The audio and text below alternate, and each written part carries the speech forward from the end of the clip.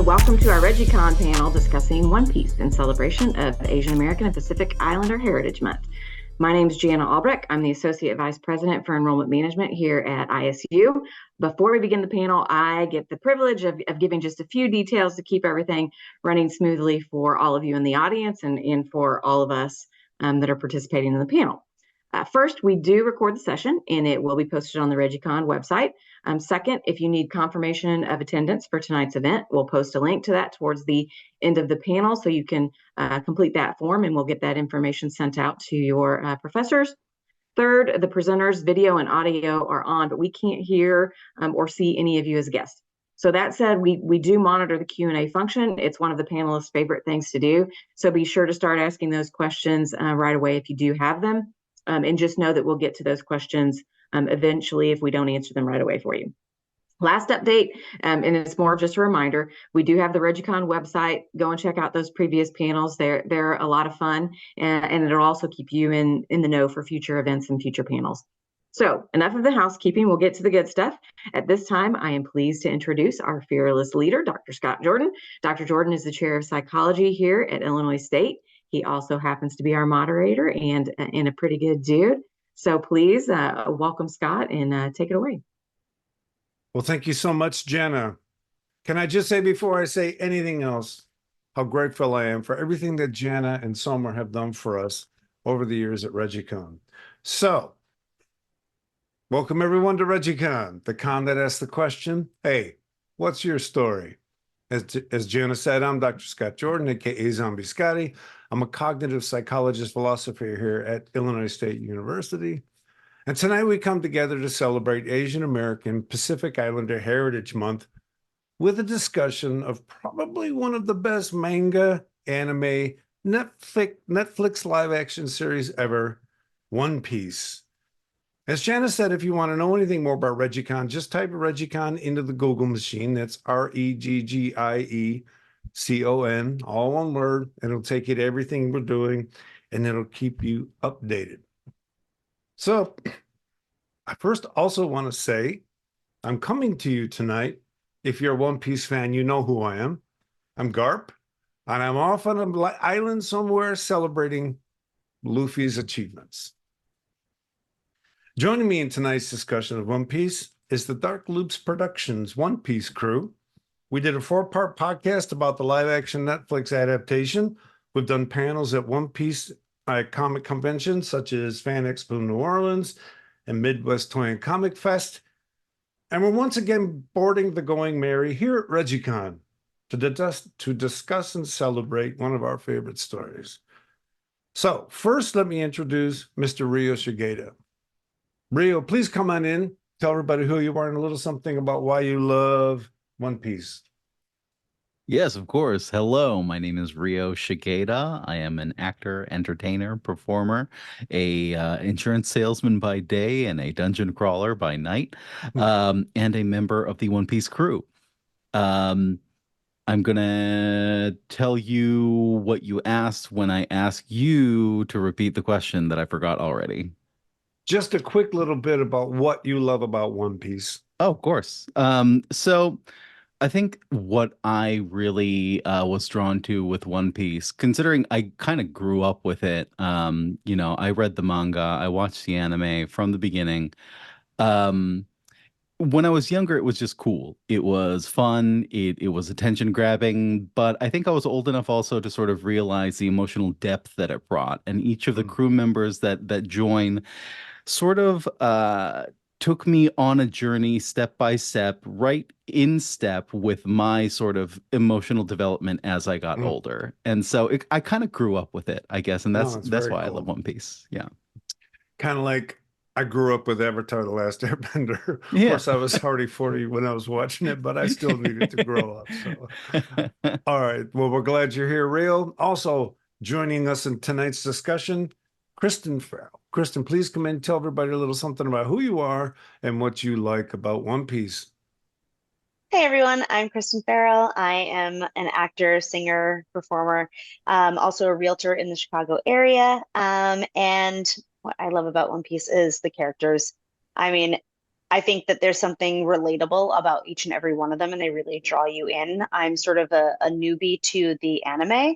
I started with the live action and absolutely fell in love with everyone, even some of the more annoying characters I love. Um,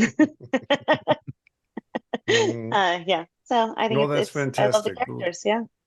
Well, we're glad you're here. And one thing I love about One Piece and one about this crew is this crew of people that got together to talk about One Piece has their own voyage story, their own journey story, right? How we met each other, how we all decided to come together and do this. So over the course of tonight's discussion, maybe we'll take a few moments to tell everybody how our crew has grown. Next, Maisha Tahnsin Orthy. Maisha, please come on in. Tell everybody a little something about who you are and why you love One Piece. Hi everyone, I am Maisha and I am a cognitive and experimental science graduate student at Illinois State University. I'm going to be graduating this semester, so that title is going to change afterwards. So, and what I like about One Piece is that I love the story. I'm a person who likes good character-driven stories, and One Piece has that.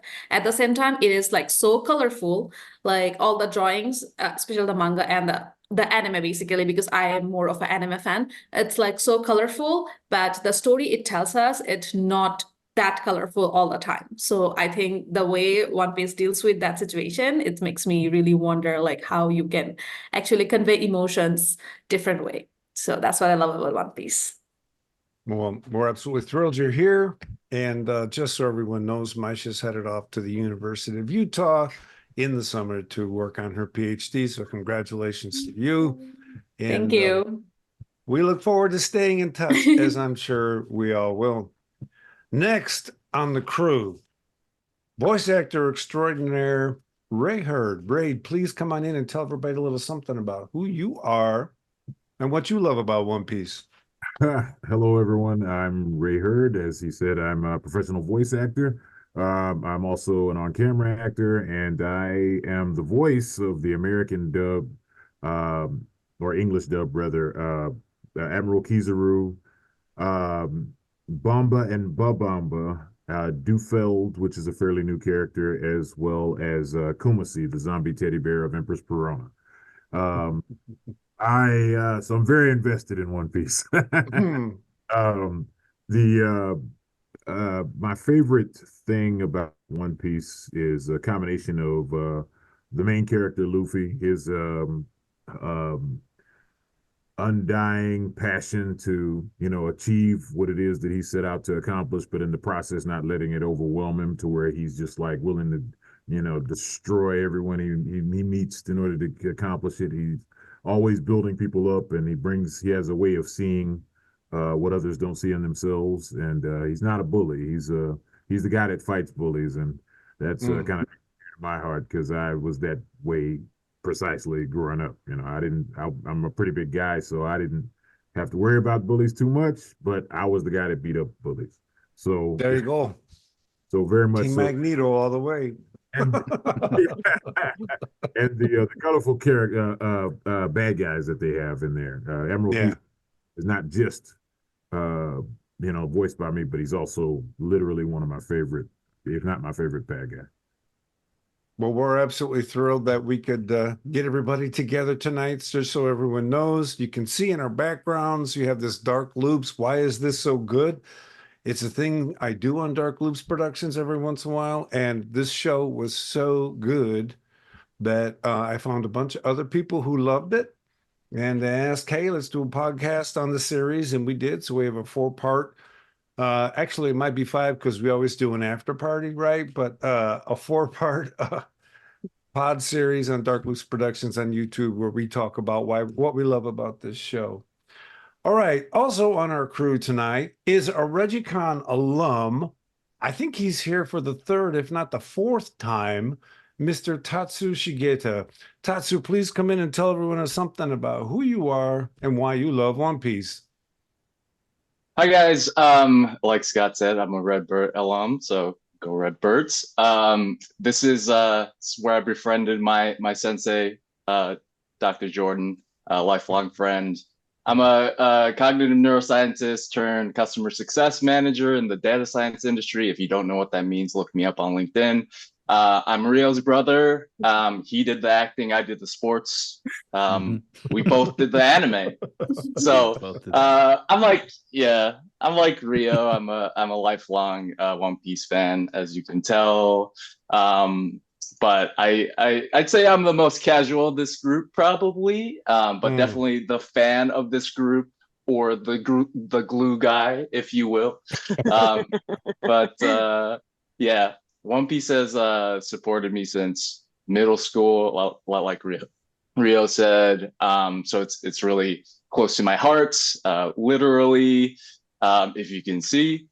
But yeah, I love the characters. I love the storylines. I love the lessons you learn from One Piece. I think what I love most about it is, it's supported me as a person emotionally. It's kept me closer to my heritage in Japan. For the longest time, I still do every now and then, but my morning routine is wake up, watch a couple of animes, get ready to go. So nice to be here. I love it. And I love, well, again, we're very glad to see you again, Tatsu. And one of the things you all referred to is the quality of the story, and just the quality of the storytelling. And just so everyone out there is clear, everything's open tonight. So we're going to talk about the Netflix live action. Anyone wants to bring in manga or anime, please do. Don't worry about if the audience is caught up, because there's so much good stuff to talk about here. And I am going to cheat just a little bit, because when you guys talk about the quality of the story, there's this one scene in particular that's not in live action. It's in around the 300 level at a place called Water 7, where they go to get the Going Merry fixed. And I'm out. Oh, we'll get there, Kristin. We will get there. Sorry. I'm only at about 100. I think I'm at 100, maybe 100. We're somewhere between 75 and 100. All right. Oh, really? All right. Yeah, well, we're up there. maybe I'll hold my story. And maybe, No, it's okay. Go for it. No, you're not Go going to ruin it for for it. me. I mean, it's been out forever. It's okay. So I'm not completely caught up either, so we're good. We're good. Well, this line was just so smart, and so what we usually don't think. Luffy ends up getting in a big fight about the fate of the Going Merry with a crew member who I won't mention. So there might be some mystery for you when you get there, Kristin. And this fight goes on and on and on.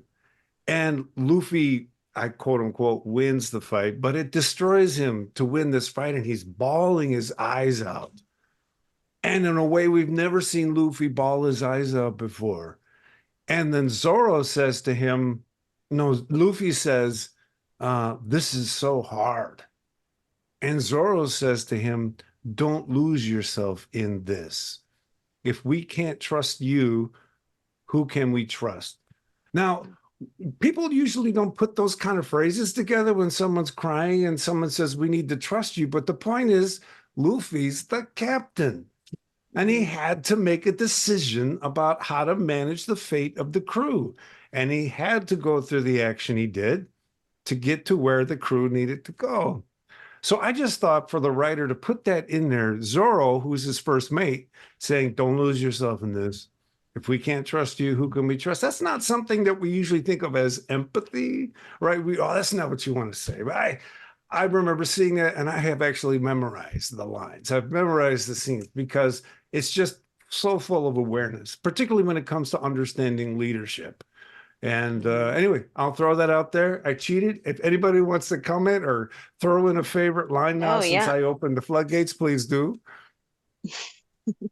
Well, the thing is, it sounded to me, we've had a couple discussions about this already, but and when you brought that line up, I honest to God thought that you were talking about the live action in like episode maybe 4 or 5, where you know, I think it's Nami has run away with Arlong, and I think Zoro is down, and after his fight with Mihawk, and Luffy has this sort of existential captain crisis of like, what have I done? I don't know what to do. Although I think I'm trying to remember now, because I feel like I'm now convoluting several scenes. There is a moment with Zoro, and maybe it's after he comes back, or maybe he's talking to either Sanji or Usopp, but there's a similar moment where they're like, you got to get it together, man. Like, you're the captain. And I feel like one of the great things about the live action is they are sort of like infusing even the earlier seasons with a lot of these bigger themes that we get later on, because as an early manga anime of One Piece, we were still sort of discovering ourselves. I don't know why I'm talking in the collective for One Piece, but we were still finding the shape of the thing, right? Yeah. Whereas now, in retrospect, we sort of know where everything is going and know who everyone is. So for anyone who hasn't watched the anime, that is okay. Watch the live action if you want. You'll get a condensed sort of like it's like a flavor pack of One Piece already in season 1. So I mean, really I can't is. recommend the show enough. And like what you're saying from the anime, 300 episodes in, is already happening in that first You're right. season. Yeah. And You're isn't absolutely that, right. I think it's such an interesting thing for a show, especially the anime geared for younger audiences, that we are taking such incredible life lessons and putting them in, and letting people know that they're okay. Like sometimes you have to make that hard decision, and not everyone is going to agree with you, but you're doing it for a specific reason, and it is for the greater good, you know? And so it's really wonderful that they've been able to weave that into the story and make it palatable, and know that sometimes, you have to do the hard thing. And the story shows you different ways to feel, ways that you may not have seen before, because the writer is just so damn good. So look here, what we're going to do is each of us is going to talk about our favorite character. Spend a couple minutes telling us why that person's your favorite character, and then we'll all talk about why we think you're right or wrong. And no, I'm just teasing. And then we'll move to someone I like else's favorite this. character, and we'll make a conversation out of it. So we're going to go ahead, because I have Rio going here first on my script. So we'll just start with Rio. Favorite character. All right, great. And I welcome debate on this, I guess, because I think one of my favorite characters might also be one of the more controversial characters. And I love this opportunity because I get to talk about characters that haven't shown up in the live action yet. One of my favorite characters is Dead Bones Brook. And stay with me here, let me tell you why. Where we're staying. So Brook is a character. He's like the 8th to join the crew. So much later in the story, kind of like has no resistance joining the party, except that he has some stuff he has to take care of. He's a longtime friend of Laboon's, and the thing that I like about him is that his backstory is incredibly tragic and harrowing.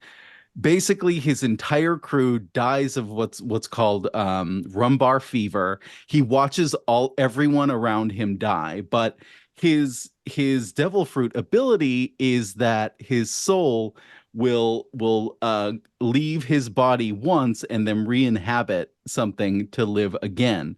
It actually re-inhabits his dead body, and he comes back as the skeleton. Now, this happens when he's 38 years old, and I'm pretty sure that he continues for like 50 years by himself, just roaming the ocean, right? And then they find the Straw Hat crew finds him, and that's where he is 50 years later, having spent that entire time by himself. Like, if you think about it, if this were any other show, this person would, number one, be completely insane. Not to say that Brooks is completely sane, but also like having gone through that tragedy, it would be, I mean, it's an edgelord's dream. But instead, he's this like jovial character. He's a musician. The problematic part comes in that he's kind of a pervert, likes to ask the female crew members if he can see their panties. At least he asks. Consent is important. Yes. But I just that juxtaposition of such like a deeply disturbing backstory with this sort of like happy-go-lucky guy. And the other thing is that his goals are so achievable that within the course of the show, we've already seen them come true. He's already reunited with his old friend. He basically is, by the end of the time jump, a world famous musician. He's good. He's just along for the ride. And I think that's why he's one of my favorites. Yeah. That's fantastic. Anyone want to comment on Rio's description of that character? I said it Go all. ahead, Maisha. Can you do his laugh? Yo! I think that's how it goes. Yeah, that's pretty good. Yeah. So let me ask you a question, Rio. Who are the other characters that his way of being is sort of contrasting? And what I mean, one of the things I love about this show is that everybody's being themselves, while at the same time, who they are sort of amplifies who everybody else is because of their differences. Is there I'll give you a couple that he examples. riffs on? Yeah. Yeah. Now, the reason that, and we always are talking about we've talked about the live action so much, and that crew is younger. They're all roughly the same age, sort of like older teens, early 20s.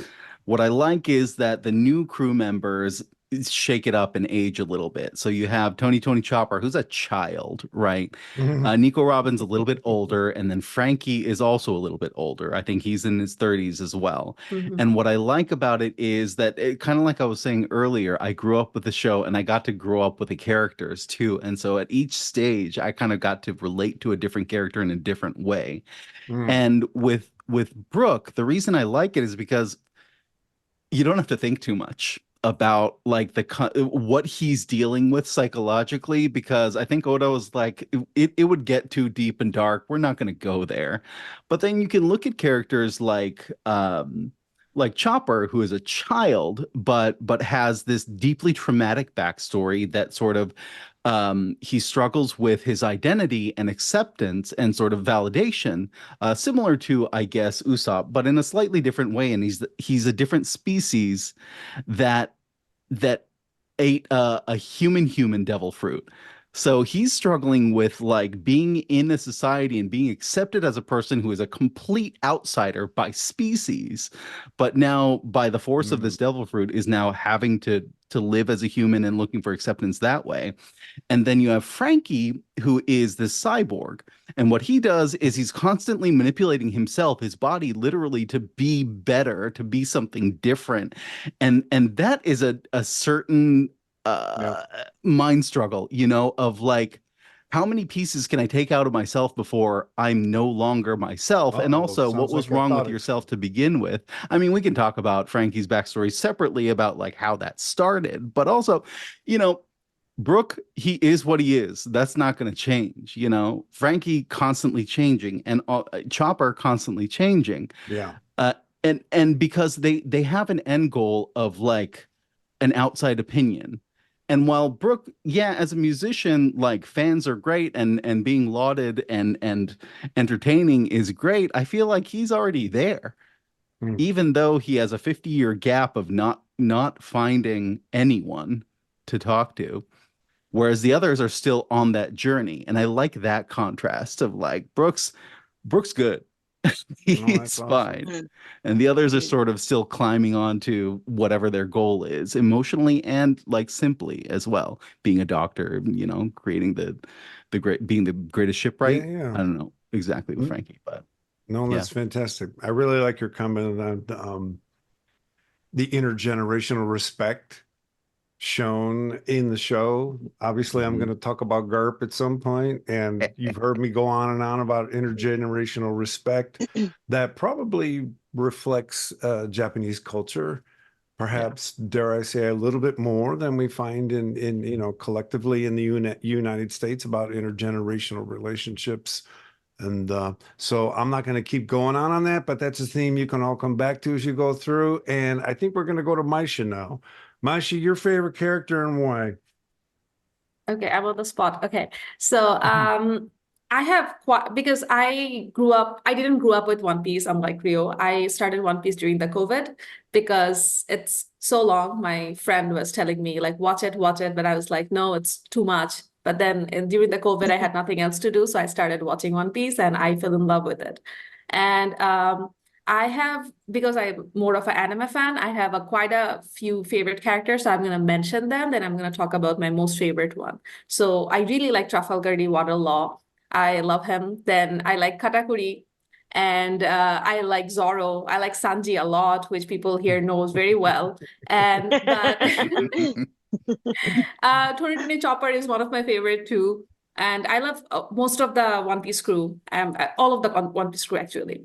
So, but the character that I'm going to talk about is Nico Robin, because she is my idol. She's my favorite character, one of my favorite female character of all time. So the reason I like her is that is the duality in her character and how she was so mysterious at the first when we first meet her, and then how she grows up to be this like scholar and like becomes such a like a motherly figure to Chopper and also such a friend to the One Piece crew. Rio was talking about the age differences among the character, because 2020 I was like my early 20s, and I kind of like when Nico Robin got into the character, I kind of like, okay, this is someone that's like much cooler than other characters are. Like I do love Nami and I do love other female characters, but Nico Robin had something else onto her. So when like as you can see, as you remember, whoever watched the anime, like we first saw her as a villain. She was like one of the person who wanted to like capture or was against the Straw Hat crews, and then she became part of the Straw Hat crew, but then they didn't know like who she actually was. And after that, she again there was this during the whole Enies Lobby arc, they're like having all of this mystery around Robin, that she is who she is, why is she like not acting the way she used to do and stuff like that, and nobody knew what her story is. Then we get to know that what happened to her childhood in Ohara, and at the end of the day, she tried to save the One Piece, and that's why she was trying to like keep her distance from the crew and everything else. And that kind of like, I really felt that. And I think her backstory is one of the saddest backstory. Like Brooke's backstory is very tragic, and every other one of these characters. But for me, like Robin's one was the most tragic one, because she literally saw her whole, all of her friends die because they knew too much. And at the end of the Ines Lobby arc, and that also comes my favorite line when Robin just like screams in the balcony that like she's like, I want to leave, and to Luffy, and Luffy without hesitations like, okay, that's what I wanted to hear, let's fight. So that's kind of like one of my favorite like episode of One Piece too. So I think I'm rambling a lot, but like all of this sort of things kind of like comes together to making her my favorite character, because I think she is very cool, and she brings a sort of like balance to the whole One Piece crew, because all of them are kind of rowdy, and Robin comes here with some sort of discipline and also sort of like knowledge into it, that like, hey, I'm here to like, okay, you guys do whatever you want, but like when you need some like guidance, I'll be there. And at the same time, she has a dark sense of humor, which I also kind of like. So yeah, that's why I like Robin a lot. Yeah, well, there's no rambling here. She's an amazing character, and it takes a while to explain the depth. So does anyone want to respond to what Maisha said? I mean, to the unacclimated, Maisha's just describing herself at this point. You know, my experience of that character, she was always the one who was least known amongst the rest of them. Her goal was the least known. And so, I mean, I'm talking about in the anime up through episode 317, which is probably close to the one you're mentioning. Her character is just such a slow roll, and rolled out slowly. And because, as you said, all these things about her, how she was aligned with the crew, that influenced how we experienced her, because we liked the crew, right? So, but then to find out that with this idea that all these people know her and all these people have either a good or bad view about her, and the crew has no clue who they're talking about. It's a great narrative way to make it clear the crew is very new to the Grand Line, right? I mean, everybody there knows who Nico Robin is. They know that, and so I thought it was just a really effective slow roll that made that line you mentioned just heart-wrenching, because she's trying to protect people from things that very dangerous people know about her. And so she just in the end says, no, take me with you. And I love the fact that Luffy made her say it. In other words, no, I need to hear your agency. I need to know what you want, because when we start hurting people, people are going to get hurt. And no one, I want you to come back and blaming everybody else. You know, if we're going to do this, let's do it. So that whole unroll was just fantastic. Anybody else? Go ahead. I think that's gotta be my favorite scene too. I mean, like, you know, like I said, I'm a casual watcher. I haven't seen that episode in forever, but like I can just distinctly remember like Robin's face, just like soppily crying, like, and I watch it in Japanese, right? So she's just like, right? Like it's just like, like it grabs you, like, you know. I don't think I'll ever forget it. So yeah, absolutely. But the build up to it as well, it's so complex, and yeah, I really appreciated that scene.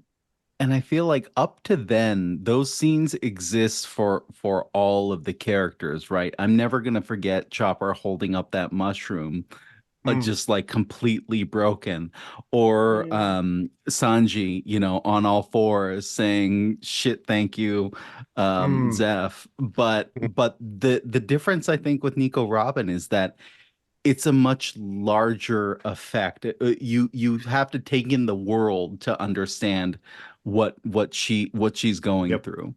You know, Nami, yeah, it's sort of similar, but on a village scale. Nico Robin has the whole history of her people and the future of the Grand Line. The world literally on your shoulders. So yeah, I definitely unforgettable. That's all. No, so we actually have a question from the audience that's related to the conversation we're having right now. So I'm going to go ahead and go with it. And Maisha JV asks, in your opinion, would a Scream Queen Jamie Lee Curtis make for a spectacular Nico Robin? I know she's a huge fan of the show. I think Jamie Lee Curtis would better be as the doctor in Chopper's arc. I forgot her name. Doctorine. Doctorine. I think I get the more vibe from her, or that vibe from her instead of like Nico Robin. I think Nico Robin is, first of all, Nico Robin, I think is Russian according to Oda. So maybe a Russian character, Russian actor would be a better choice for her and closer to her age, like early 30s, late 20s to early 30s sort of thing. So that's just like my opinion. Whoever plays Robin, I'm pretty sure they would be amazing. Yeah, I think Jamie Lee wants to play Doctorine. I think that I read something. Yeah, she has come out and said, yeah, she has claimed it as her own. Yes.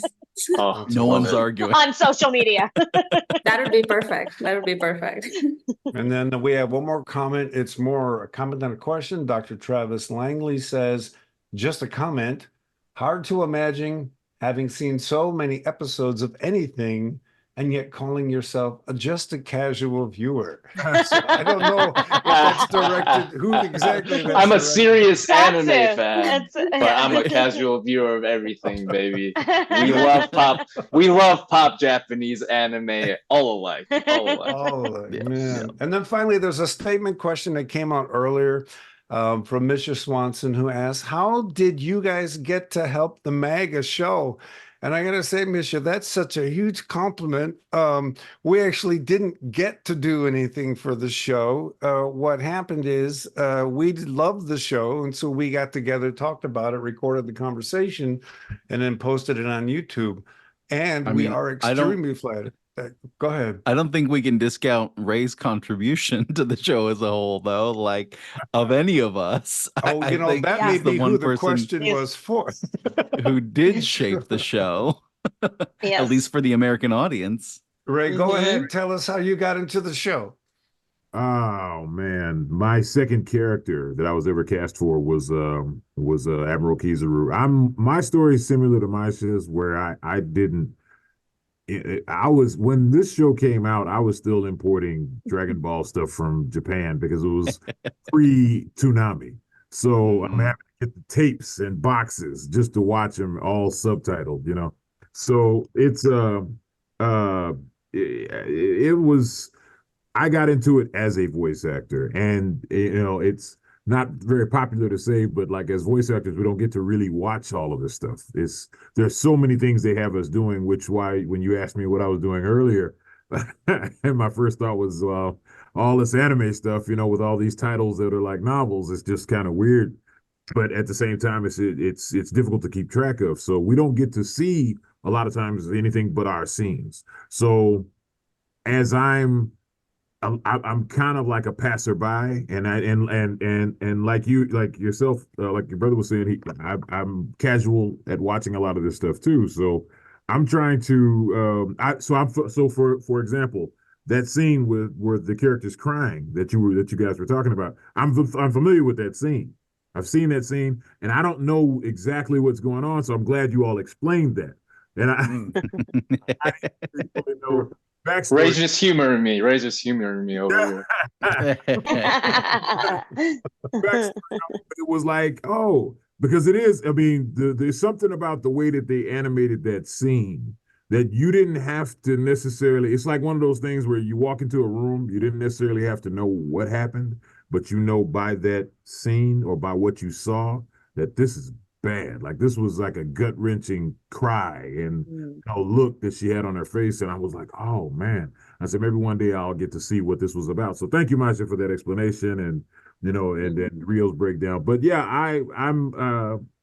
I'm definitely a fan, and the live action really helped me out a lot because I got to see it in a way that a lot of live action shows do for a lot of people that are maybe novices in the world of anime and everything else. Is like, and I'm an old anime head. Like I was into stuff. I mean, there were so many things that I was really heavily into. So the live action really helped me out a lot, and it gave me a different perspective on characters that I was familiar with but didn't maybe know all of these things about. Like I never would have thought I'd have been a fan of Garps.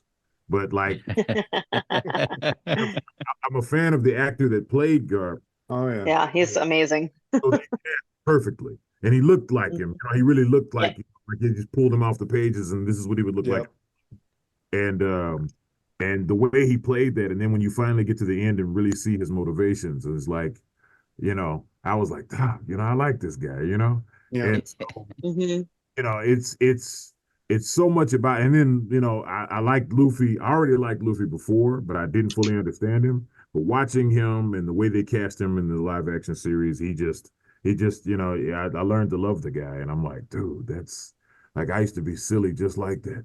So many things, that he had this weird, silly way about him, but at the same time, it's like he still knows what he's doing. He knows what he's after. So, and I said it before. Luffy is probably my favorite character amongst a couple of others, but that's it's that silliness about him. It's like he seems to be aloof, which fits his name, but at the same time, he's very grounded and he knows what he's after and he knows what he's trying to accomplish. And despite all of the craziness around him, he's just crazy enough to be able to tolerate it and still, follow his vision. And it's all about, he's a believer. He's a believer in this grand dream. Yep. So, I just and I mean, for all of us who are, into this stuff, I mean, we're taken by this mythology, you know what I mean? And it makes us dreamers in a sense, and the way that we see it, view it, and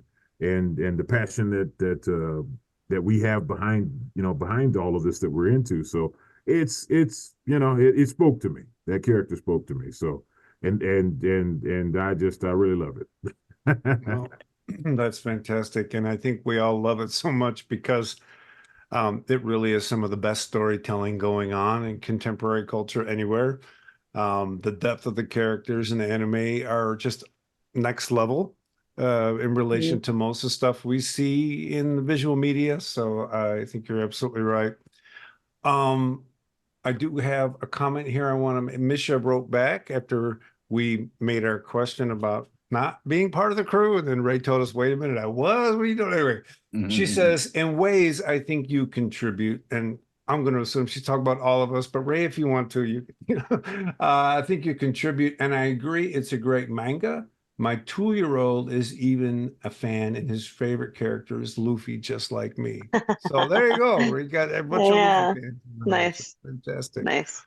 Okay, so we have talked. What we're going to do now is I had my next on my list was Ray to talk about your favorite character, and you kind of did. So, is there anything else, Ray, that you want to say about Luffy? I just want to make sure that you can say what you want. Oh no, I think that covered it pretty well. I mean, I'd like to say one thing, like going back, Ray, to the whole like Toonami stuff, like so hard to get what you want to watch. I remember those days. Like Rio, remember this? There was like the one little like Korean grocery store in town that just had like a row of DVDs that you could borrow. Like this is how we got our Amco. Yeah.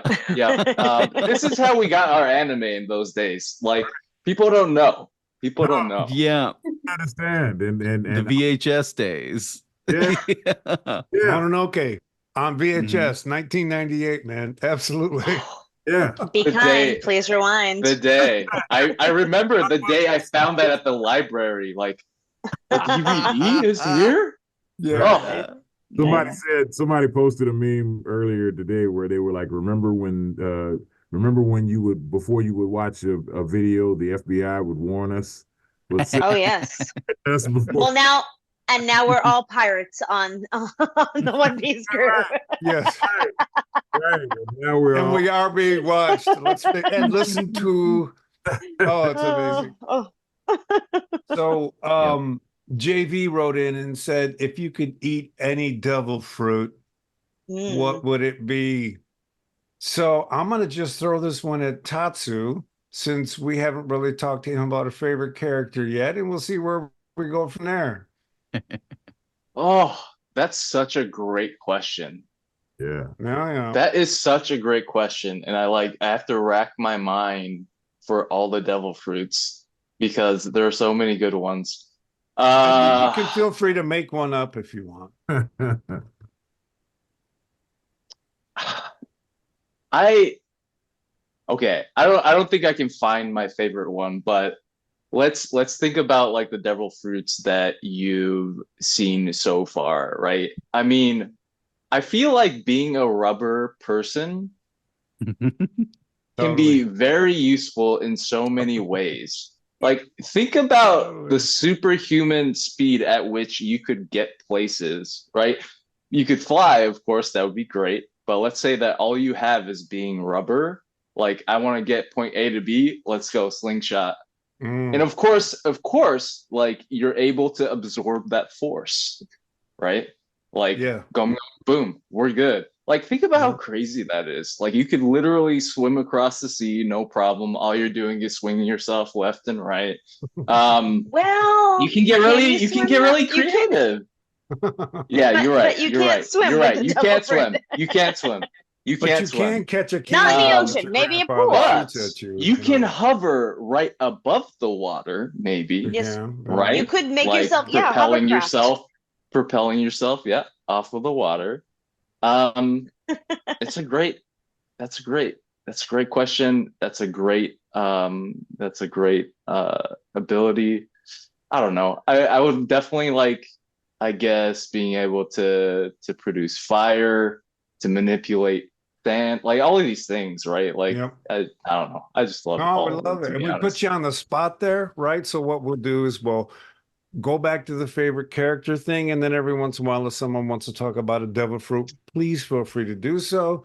And now we're going to talk to Kristin about her favorite character. Ray, did you want to say something right there? I'm sorry. I didn't want to cut Kristin off. I just said, no, you're fine. Okay, I was just saying, I know the one I'd eat, and that's the Pika Pika, the Glink Glink, the one that gave Kizaru his Glink powers. So yeah, that's like Okay, you have to flesh that out for us now. Explain Yes, those please. powers and well, it's a form of light power. So he's practically untouchable. I mean, people have literally tried to shoot him while he wasn't paying attention, and the bullet passed right through his head.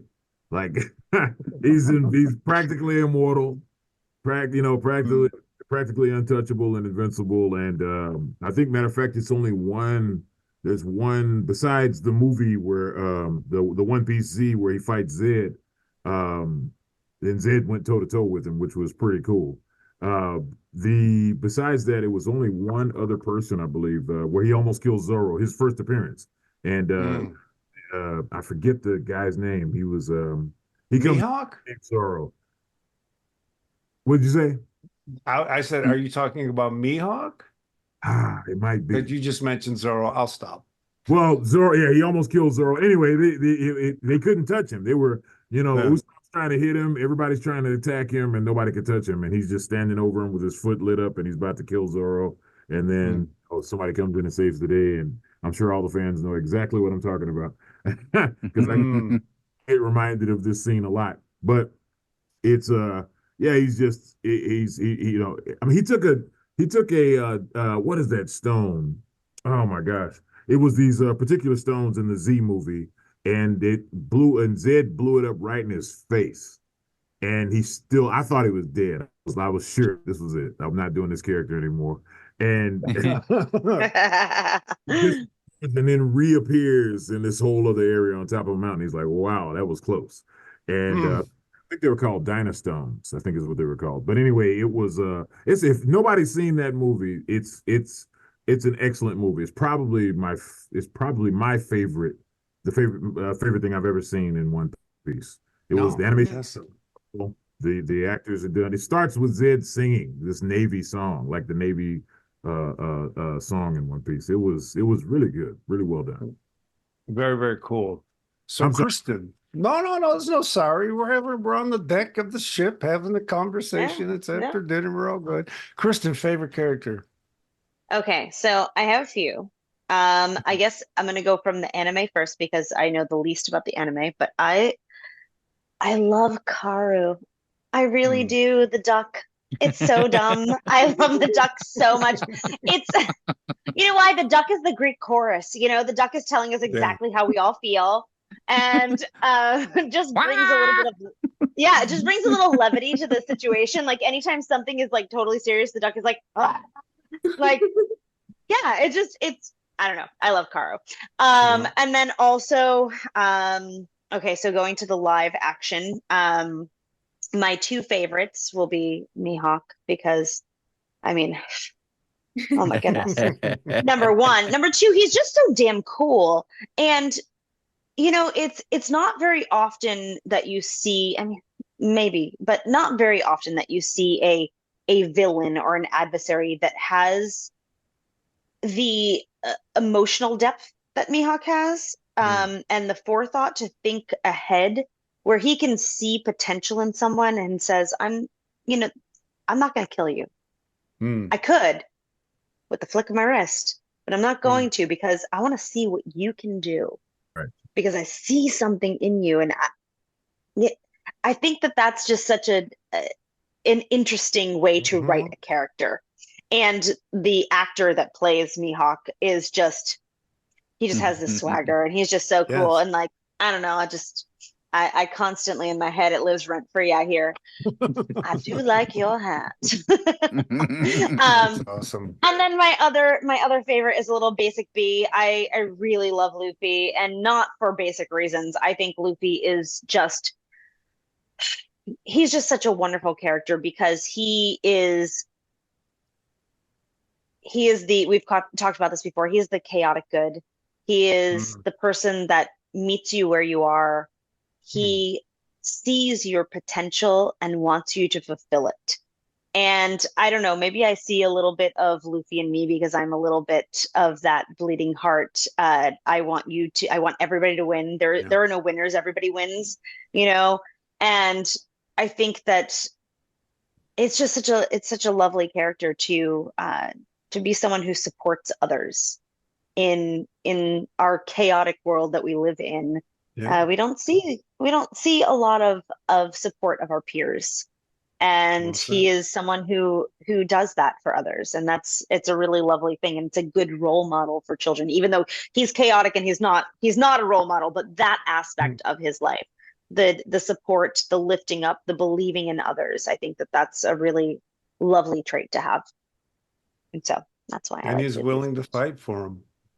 He is he's loyal. He's willing to he's fight loyal for his friend, right? Mhm.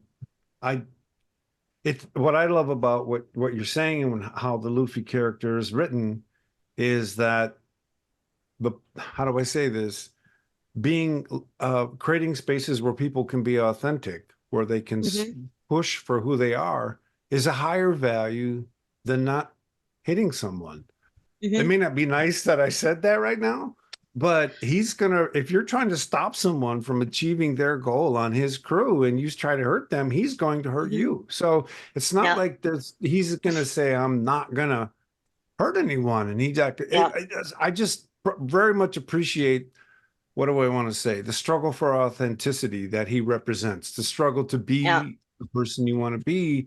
We often can't do it by ourselves. And that's exactly part of what this show does. And then sometimes we just got to fight for it metaphorically. I don't want to say literally because I'll get canceled, but sometimes you just got to push back on the world, and you got to push back on the people that are trying to hold you down. Go ahead, Ray. I said, I'll take the heat for you. Yeah, you fight. It's real life. What she said is very sometimes physically. Fight if something happens. It's like, hey, that's my friend, and you have to stand up for people. I mean, I used to say all the time, like, you can betray me all you want, but you betray my friends, I'll never forgive you.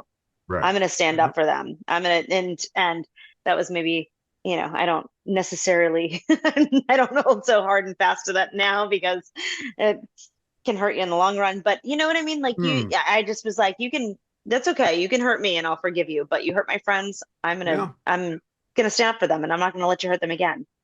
And I think that's how Luffy is, and that's I find that to be, especially as a fictional character, very admirable. And like he teaches by doing, and I guess I'll like segue into kind of like I mean, I love all the characters, but like he essentially teaches Usopp to do that. Right, like we're talking about the scene with Robin. Like Usopp is literally like concealing his identity to make sure that his friends are okay, right? Regardless of what he did in the past to do so, get there. But like, and obviously, like Luffy X them, but does he know? Maybe he doesn't. But like, it doesn't matter, right? Like the purity of his intentions, and so like by doing what he does, who he is, living that every day, like it inspires, it teaches people, it shows people to be a way to like, put your past traumas behind you in order to like become this person, the better version of you. Because Luffy doesn't care like who you are as long as like you're his friend, right? That's all that matters. So these points are making are points that I remember Kristin making quite a bit when we were talking about the live action. There's a scene, I think it might be the final episode, where Usopp comes in telling one of his tall tales during a party about how he ate a shark. I don't remember what it was. It's a dragon, and it's with Kaya and with yes, and he says, "Have you ever eaten dragon?" He's like, "No, I haven't," but he just believes him.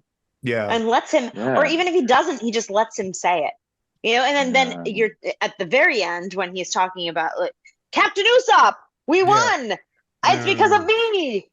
And Luffy says, let's hear it for Captain Usopp. It's just like he feels this. He feels this like deep need to like entertain people, and that's like it's coming from he grew up without a father, like, and he felt like he needed to be there for other people in order to like feel good about that. You know what I'm saying? Like, and I think it's just like as silly as he is, like he's trying his best to like make sure people feel okay. And you know, I think it's pretty like underscored how like admirable like being so silly is, right? It's like he's kind of taking that hit. Like he's trying to have you direct your anxieties, your anger to him, right? So he's just kind of absorbing. And that's why it kind of comes to a head at some point in the story. But which is very much, I think, a parent figure. You know, I mean, I know growing up, my mother would always say, blame it on me. Blame it on me. If something happened, like you can't go somewhere, tell them it's because I don't want you to go. You know, and I think that Luffy does that as well. You know, take it in, and he can absorb it. He's rubber; it'll bounce off of him. It doesn't affect him. No, it's all very related to the thing Rio said earlier about the live action sort of being a bit of a Cliff Notes or a condensation of the stuff that goes on later in the story, because these things that, you know, the things we're talking about with Luffy right now, we're very much there in the live action. And you know, go ahead. Scott, I just wanted to interject because I saw this comment and I'm sad that it left the chat. There was this question that left the chat. So it was something along the lines of, what is your favorite like anime like song? Like it was saying, what's your favorite One Piece song? I don't know if I know like other than the orig, but it was saying like what would be your walk-in song? Right, as an anime soundtrack.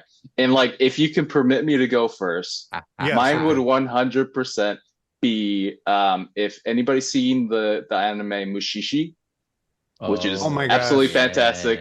I think it's probably one of the best dubbed animes out there. I have a lot of opinions about that. Interesting. But the first season, the intro song, it's called the Sore Feet song. I could listen to that over and over for eternity. And I want that to be my intro song.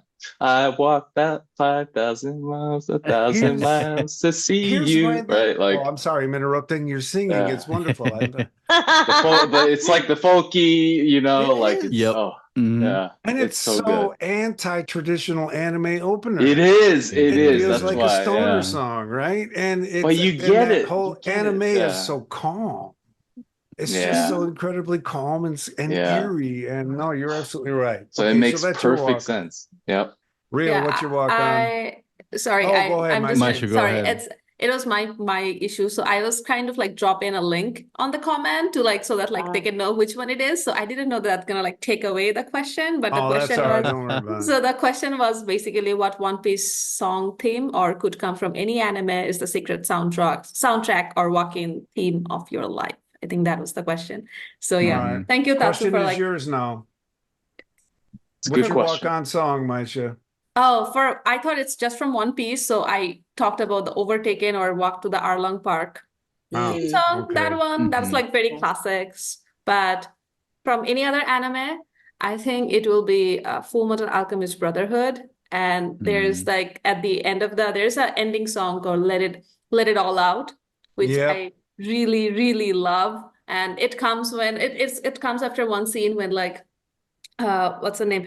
Winry wanted to kill Scar, and like she didn't, and like Edward was like consoling her that you basically give birth, you don't kill people. And after that, it turns out the song just comes in and it like transition to that song, and that's like I really love that. So probably that one will be my theme song. Probably the best anime soundtrack ever. I'll sneak in. For me, my walk-in song is either Alone, which is the first season opener, or Again, sorry, which is the first season opener.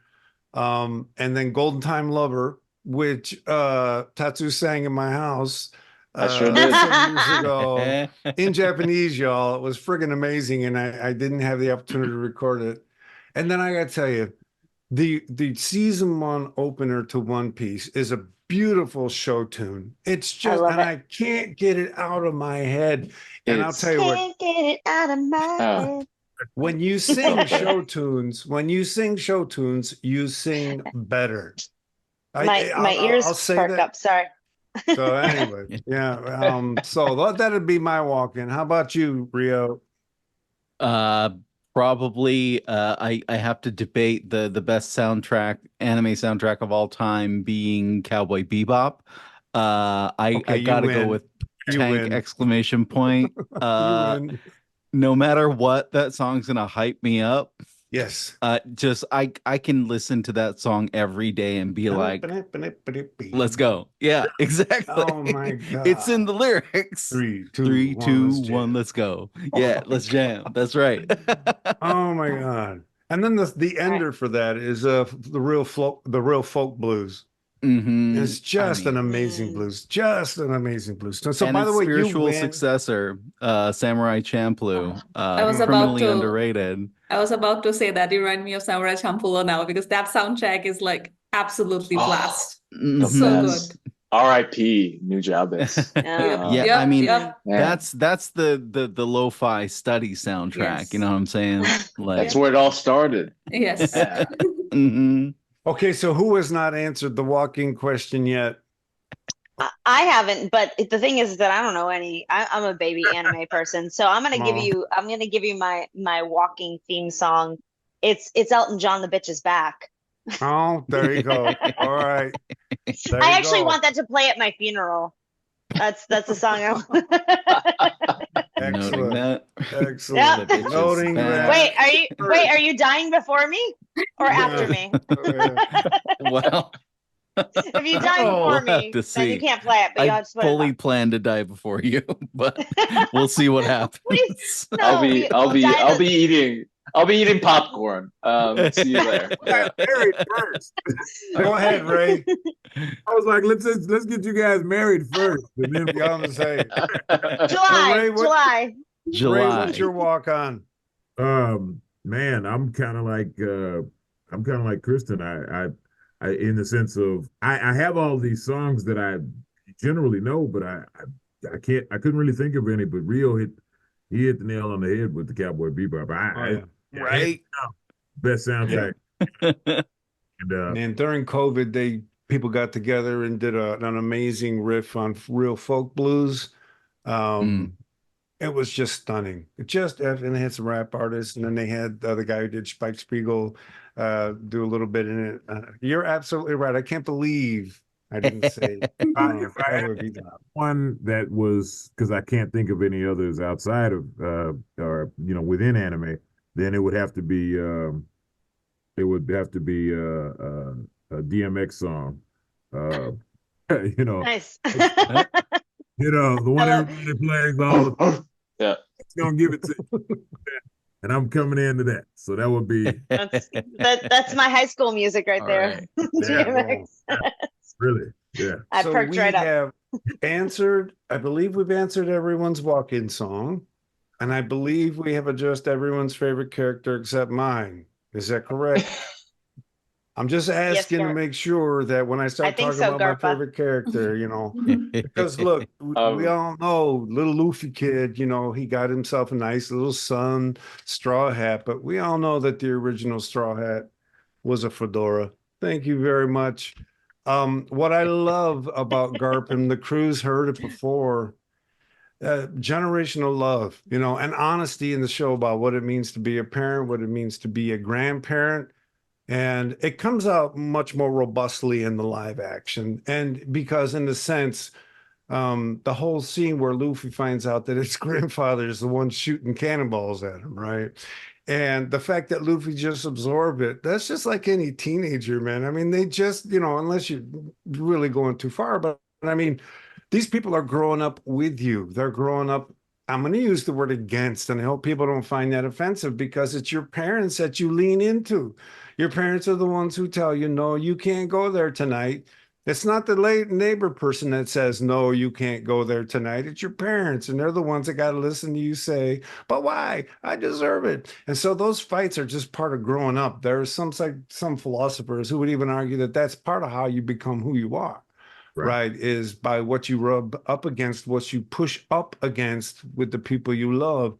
So to see Garp as a Marine, which the show pretty much describes as bad people, right? And it's pretty much the case in the anime too. So you've kind of made a bad choice if you become a Marine, and you've made a cool, good choice if you become a pirate. Yet at the same time, Garp's a badass.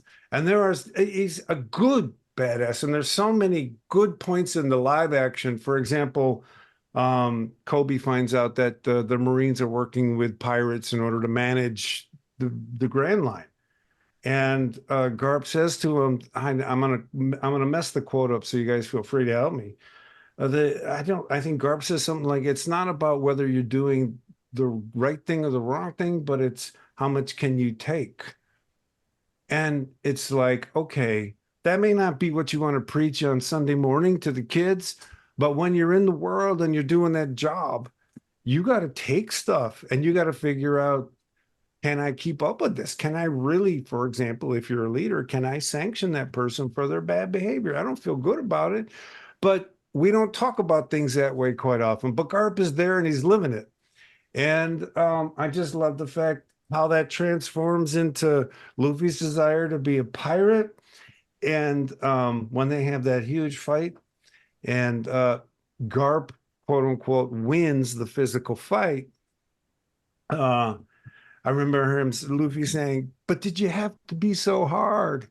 And Garp says, well, where's the fun in being easy? Now, I'm not saying I endorse that, but what we haven't talked about yet is Luffy wanted to go to the Grand Line.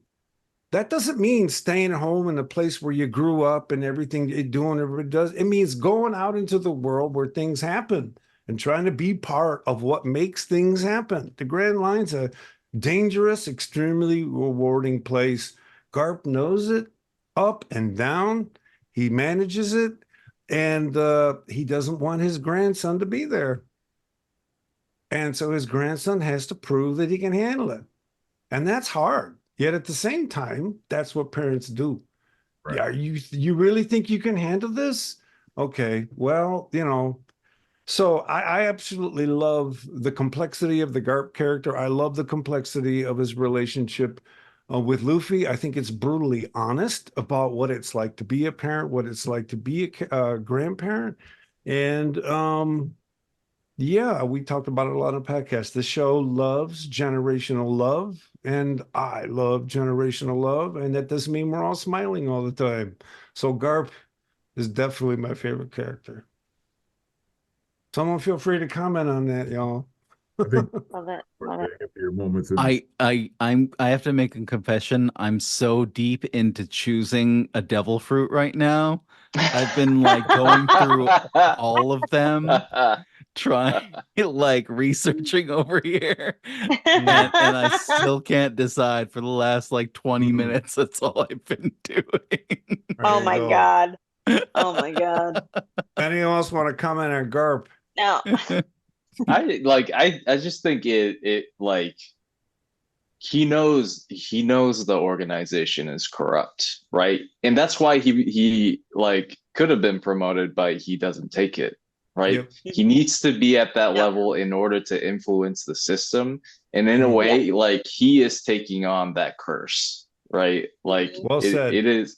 He knows it's a curse to be an admiral in this organization, but that's the only way that he can help people that he loves, like Luffy, and that's why he lets him go, right? Because what Garp cares about is that morally, you are doing the right thing, right? Whatever right means in whatever context, and so.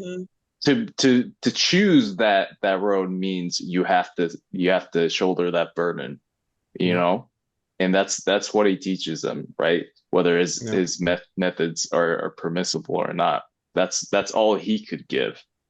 And so yeah, I think he's a beautiful character as well. And we've talked about this in the crew, in that Garp chose to be part of the system for I think a couple of reasons, and one of them is a certain type of freedom.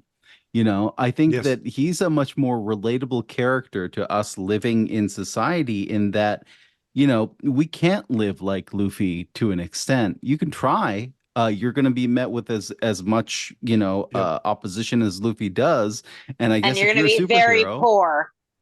Yeah, there's not a lot of Very loot poor. in that. Yeah. Or you can play the game. You can be part of the system, but find the place in which you belong such that you can succeed, help those that you care about, and also, find a certain amount of freedom by living in accordance to and swallowing certain grains of salt that you have to in order to live. I think that me growing up, I'm in my late 30s now. There's a lot of that I've had to do, where I'm like, okay, so these were the dreams, and these are the places that they were unachievable. These are the sacrifices that I have to make in order to be able to achieve the things that are achievable. You come to that point in life where you have to make choices, and Garp's choice was to join the Navy, but to join the Navy to do the things that the Navy as a whole is not doing. And even though given the opportunity to have probably more power, more wealth, he says, no, I'm good where I am, because he can do the things that he needs to do where he is. And I think that that's something that I hope everyone will discover or already has and can relate to in terms of sort of your life's path, is that sometimes you have to work within the system to break out of it. Tech support has just informed me that Rio dropped the mic. So I don't know if we can continue. Oh no. I feel like this is a really good point to point out the question, which is, in that same token, in your life, what anime theme is your emotional damage being? Such a great question. Emotional damage. So are we asking another song? Is that Yeah, it's another what theme song is your what anime theme is your emotional damage? I don't know. Let's do a theme, right? Like an actual theme. What is the theme? Not music, but like the theme of your emotional damage. That I don't know. I guess like whatever expresses your emotional damage. When I think emotional damage, I always think Princess Mononoke. That's just all emotional damage. Like, how do you survive life? How do you survive life? You have to choose Grave of the Fireflies and just Lord have all mercy. of the damage. That's emotional. I mean, torture, the newest one, the boy and the heron, is really emotional damage, like killing us all. Like, true. What can we do to save us? It's in the hands of the children.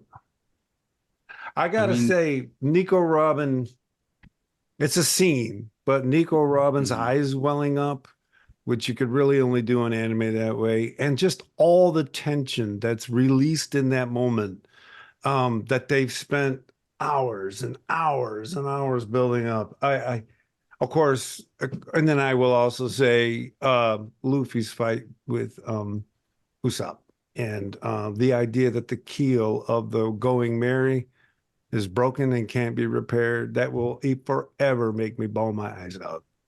You just gave it away at the end. So you said you weren't going to give it away. I know, No, but I already knew. I already knew. It's okay. I already knew. I already know. I'm just joking. I mean, Brooks' relationship with the whale, Rio. What's the whale's name? Laboon. Laboon. Yeah. Laboon. Wait, the whale when they come into the Grand Line? Are you talking about? Kristen. That's the one. That's right. Yeah. Yeah. It's his one connection to his past. Like, that's still alive. Emotional damage. Yeah. Exactly. Where would you guys choose to live in the One Piece universe? Okay. Blue? I think probably East Blue. East Blue's cushy. Pretty peaceful. I mean, have we found the all blue yet? Because that sounds. I'm not there yet, so. I tell you what, man. Right now we're in the desert, so not there. There you go. Alabasta. I gotta tell you what. Yeah. Not there. As some of you may know, I have decided to move on from the chair job, which is kind of like Garp taking off the uniform and going to a beach and becoming a Wow. pirate. So I'm Wow, becoming a pirate, congratulations. and I'm going to be in the Grand didn't We know. Line for as long as I we can. appreciate your service. Dr. Yeah, I Scott didn't know Jordan, that. everybody. For the Grand Line, you're Um, so kind. You're so kind. But I I know was- what that feels like. I was at Illinois State University 10 years ago. Scott Jordan Yeah. was the chair then. That's a Yeah. long service, sir. Wow. It Wow. is, and maybe that's why I love GARP so much. But And no, I'm so it's glad time to be a that pirate. Yeah. I just wanted to Thank say I'm you. so glad that you were a chair when I was in. Like I'm leaving now, and now that you're retiring, so I at least had you when I was in the grad school at the ISU. Yeah. So that was a good experience. Well, Tatsu and Maisha, you're both wonderful people, and I have to say that it was such a trip to run into anime fans. Students, I mean, it's not unusual that students would be anime fans. Maybe it was more unusual for them than I was. But to then go into the depth of anime and use it. I mean, Tatsu ended up teaching one of my classes using Princess Mononoke as a way to talk about the psychological issues we're addressing. Maisha's done the same thing. So this anime, it is the best storytelling being done right now.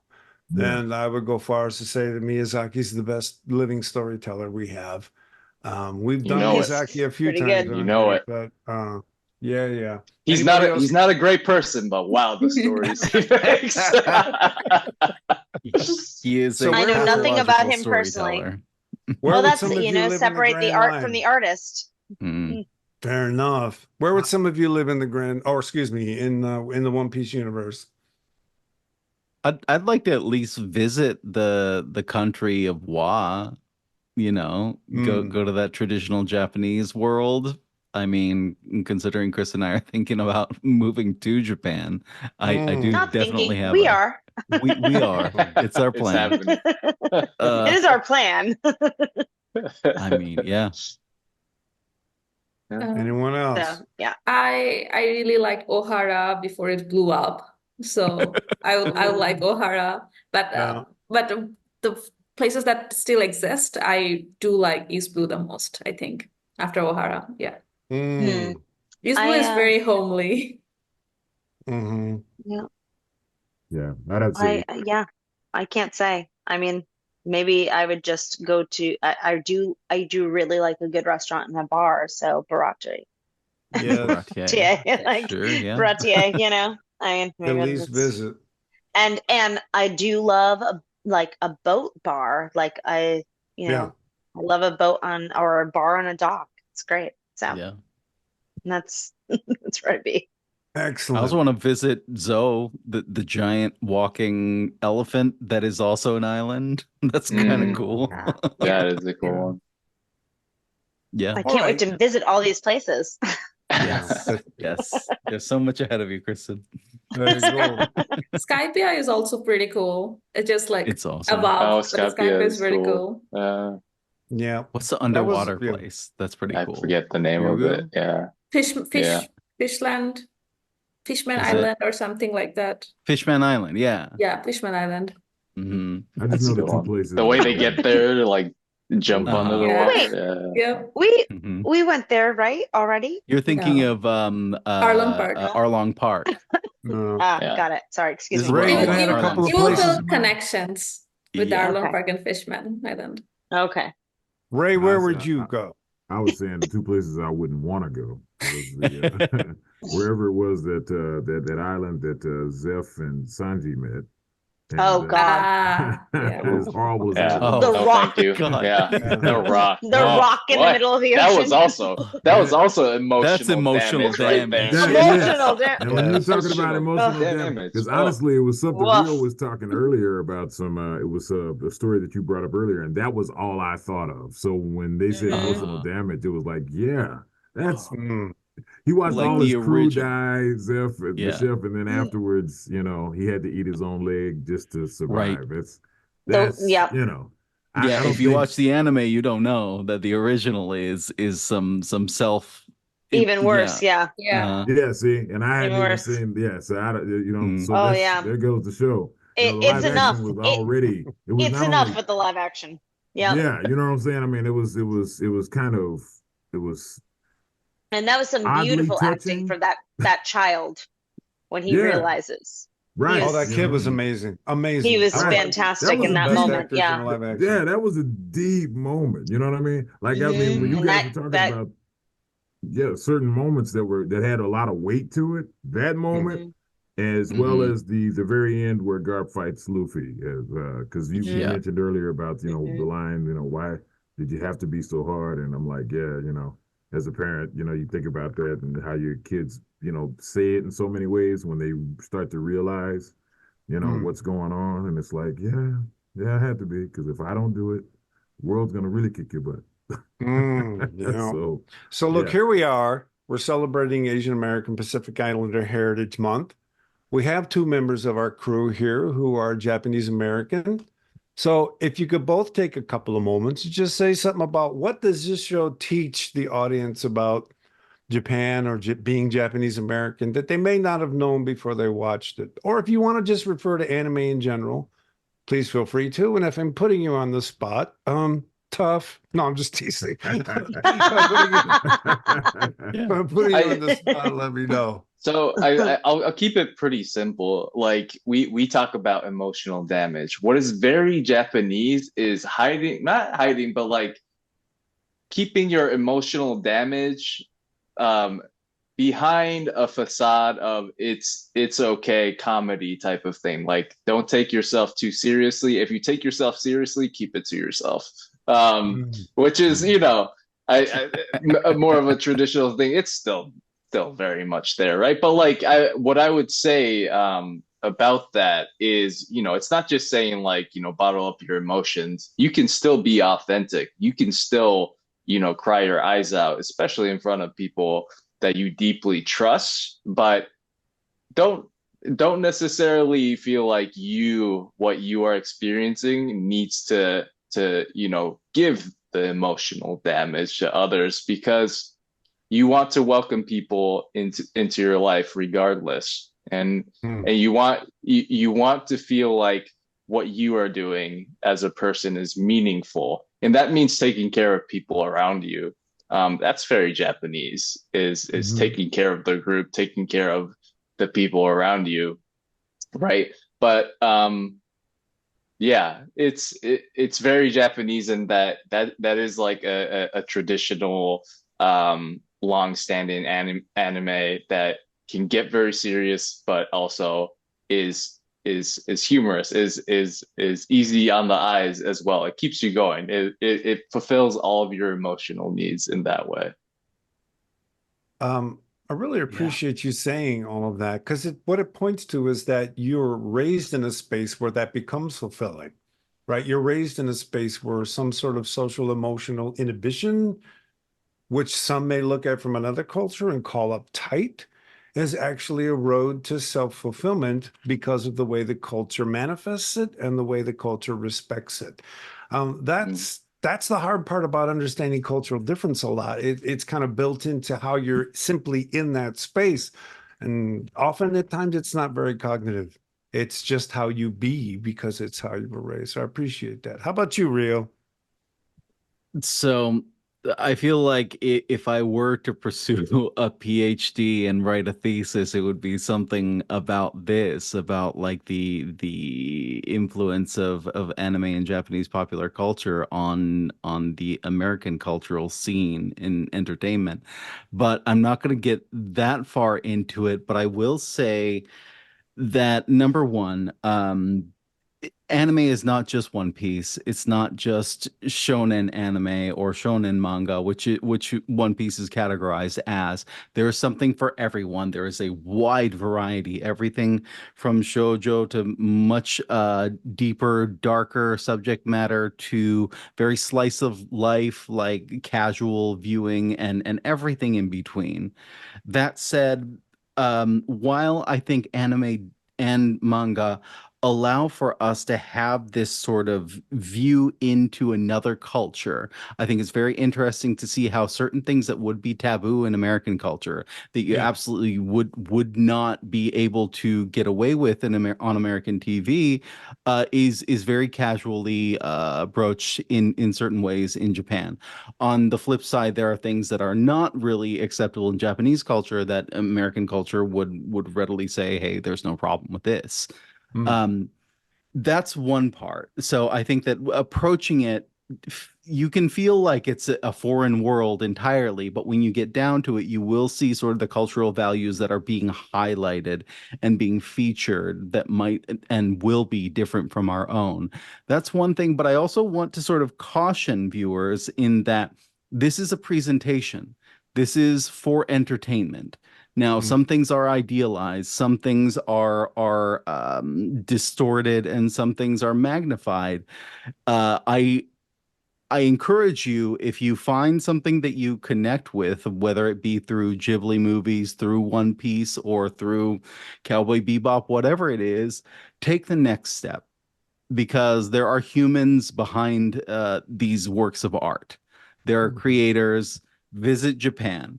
It's great to go to Akihabara and nerd out and watch all the anime, but also there's a whole culture of human beings that have created this art. It comes from somewhere.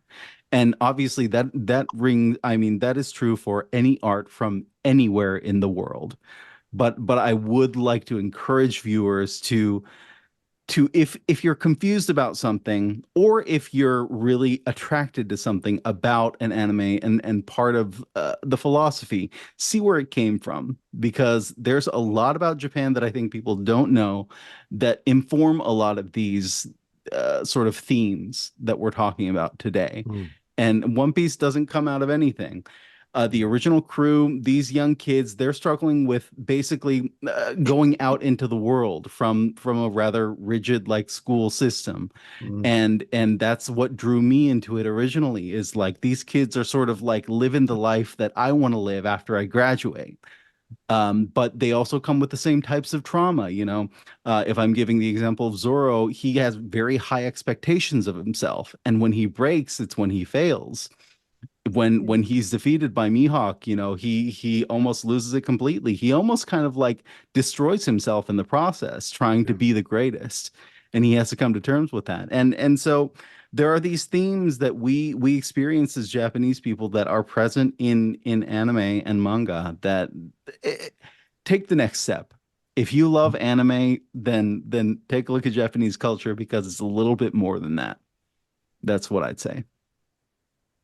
I want to thank both of you for taking the time to say those things to us. I mean, ReggieCon is about celebrating History Heritage Months. We love to talk about the graphic novels and the media, and I think it's also important to take a moment to reflect on the culture, as you said, that gave rise to these things. So look, everyone, it's 8:30, and unfortunately, we got to bring this fantastic discussion to an end. Rio, Kristin, Maisha, Ray, and Tatsu, it's been an absolute blast taking this brief cruise with all of you this evening. Thank you so much for being here. Thank you. Yeah, Thank my you. notes say they get to say thanks now. So Thanks, Scott. there you go. Thank you. There you go. Thank you. Yeah, this And, wouldn't happen without you, Scott. No, You're so you're the oh, best. well, you guys. Thanks you're for always making me having us. feel too important. Thanks to everyone behind the scenes for making us look like we know what we're doing, and Yes. including particularly Jenna and Summer, who were here for every single ReggieCon panel, making sure that students get their credit, and because some students they get extra credit if they come and they watch, and making sure that Nice. the lights are on. And thanks to all of you in the audience for joining our ReggieCon celebration of Asian American Pacific Islander Heritage Month. Stay tuned for all ReggieCon updates, and we hope to see you next year for season 5. Until then, have a good evening. See you in the Grand Line. See you in the Grand Bye-bye. Line. We actually did the podcast.